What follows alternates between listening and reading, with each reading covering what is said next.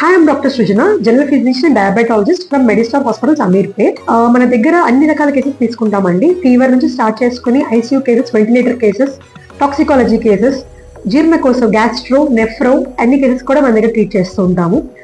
ఇవాళ జస్ట్ ఒక 2 minutes will discuss about gastroenteritis అంటే స్టమక్ ఫ్లూ అండి. ఇక summer season, everyone are coming with motions and vomitings.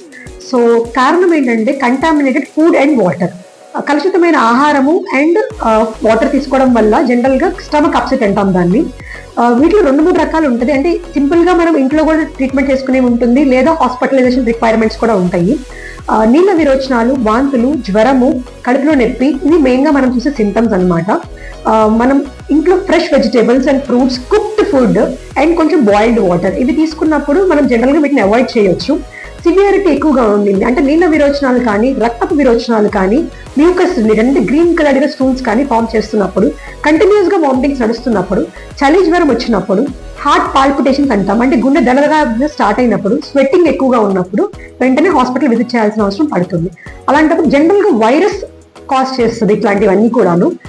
Virus తో పాటుగా బ్యాక్టీరియా కానీ, పారాసైట్స్ కానీ, ఇవన్నీ కూడా one of the causative organisms అనమాట.